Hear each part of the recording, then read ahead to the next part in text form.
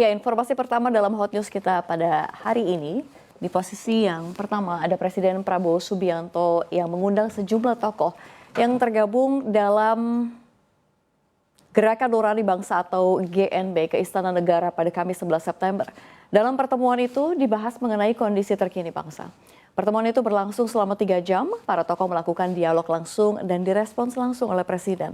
Dalam kesempatan itu mantan Menteri Agama era Presiden Soeharto, Quraisy Shihab mengatakan sudah mendapatkan banyak informasi dan penjelasan yang memuaskan dari Presiden, sehingga dialog itu bermanfaat untuk kemajuan bangsa.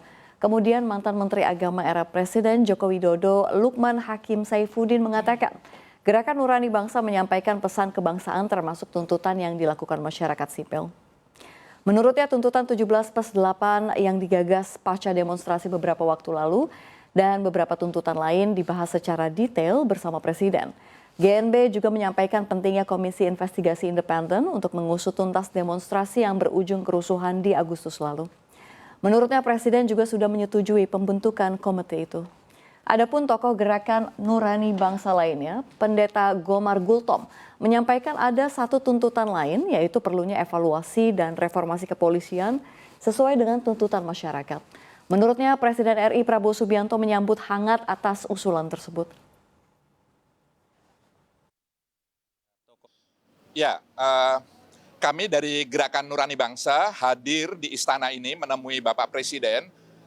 Pertama adalah ingin menyampaikan pesan-pesan kebangsaan, termasuk juga berbagai tuntutan yang dilakukan oleh kalangan masyarakat sipil, para mahasiswa, dan semua yang mengekspresikan tuntutannya pada hari-hari terakhir belakangan ini. Dan apa yang kami sampaikan diterima dengan baik oleh Bapak Presiden. Bahkan beliau membahas secara detail satu persatu, poin demi poin, apa yang kami sampaikan. Yang intinya adalah selain apa yang sudah dikenal oleh masyarakat dengan istilah 17+8, tapi di luar itu juga banyak tuntutan lain yang semuanya kita bersyukur sebagaimana yang disampaikan oleh Bapak Quraisy Shihab, Bapak Presiden tidak hanya menerima tapi juga memahami, bahkan membahasnya secara detail itu. Yang kedua adalah saya ingin sampaikan di sini bahwa salah satu tuntutan masyarakat sipil yang juga menjadi aspirasi kami dari GNB adalah perlunya dibentuk Komisi Investigasi Independen terkait dengan kejadian Prahara Agustus beberapa waktu yang lalu yang menimbulkan jumlah korban jiwa, korban kekerasan, luka-luka dan seterusnya yang cukup banyak. Presiden menyetujui pembentukan itu dan detailnya tentu nanti pihak istana akan menyampaikan bagaimana formatnya. Tadi juga disampaikan oleh Gerakan Nurani Bangsa perlunya evaluasi dan reformasi kepolisian yang disambut juga oleh Pak Presiden akan segera membentuk tim atau komisi reformasi kepolisian. Saya kira ini juga atas tuntutan dari masyarakat yang cukup banyak. Terima kasih. Iya, tadi Bapak Presiden juga menyampaikan ini gayung bersambut ya.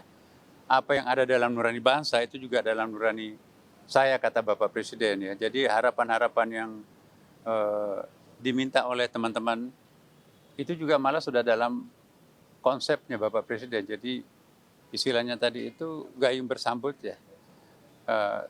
Apa yang dirumuskan teman-teman ini justru itu yang sudah akan dilakukan oleh Bapak Presiden, terutama menyangkut masalah reformasi dalam bidang kepolisian tadi.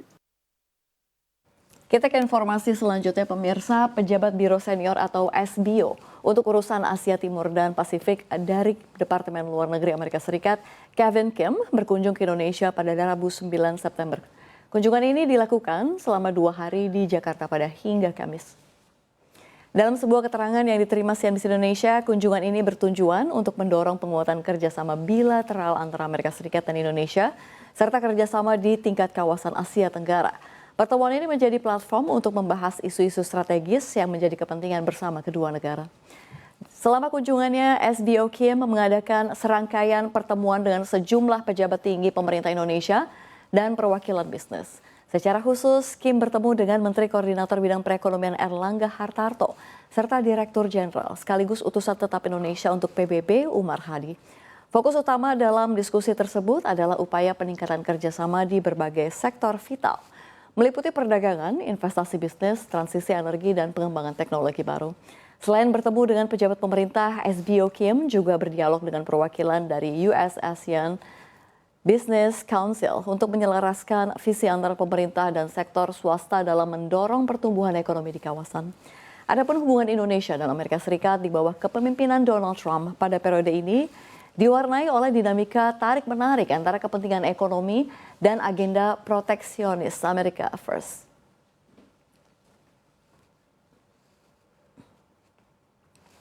Kini kita beralih ke informasi di Timur Tengah yang terus memanas. Israel terus menyerang sejumlah negara di kawasan itu dengan dalih melumpuhkan kelompok penguasa Gaza Palestina Hamas. Setidaknya Israel telah melancarkan serangan ke 6 negara sejak awal pekan ini. Negara-negara yang menjadi sasaran adalah Palestina, Lebanon, Suriah, Tunisia, Qatar, dan Yaman. Di Palestina, Israel terus menggempur Gaza yang mengakibatkan sedikitnya 150 orang tewas dan lebih dari 540 lainnya luka-luka sejak hari Senin. Serangan ini merupakan bagian dari serangan Israel yang lebih luas di Gaza.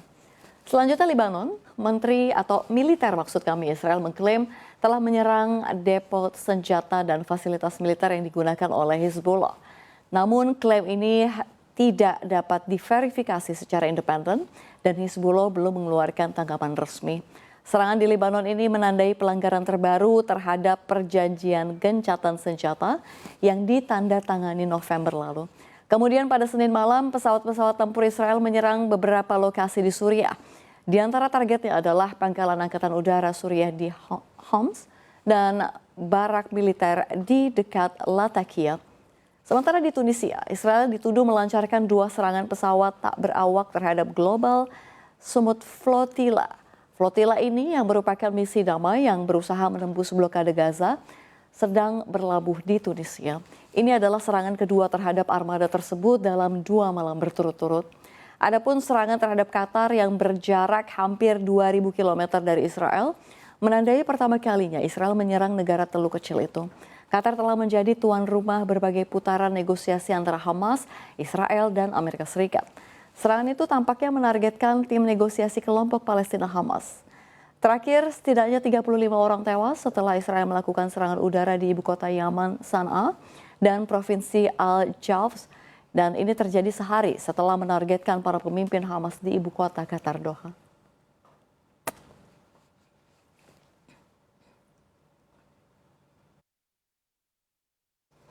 Informasi yang terakhir dalam Hot News masih dari mancanegara. Orang-orang menghadiri pemakaman bagi mereka yang tewas akibat serangan Israel di Masjid Sheikh Muhammad bin Abdul Wahab di Doha, Qatar pada Kamis 11 September.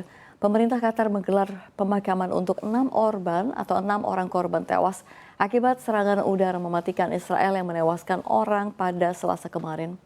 Salah satu dari 6 korban tewas adalah serangan tersebut adalah Kopral Badr Saad Muhammad Al-Humaidi Al-Dosari, anggota pasukan keamanan dalam negeri Qatar.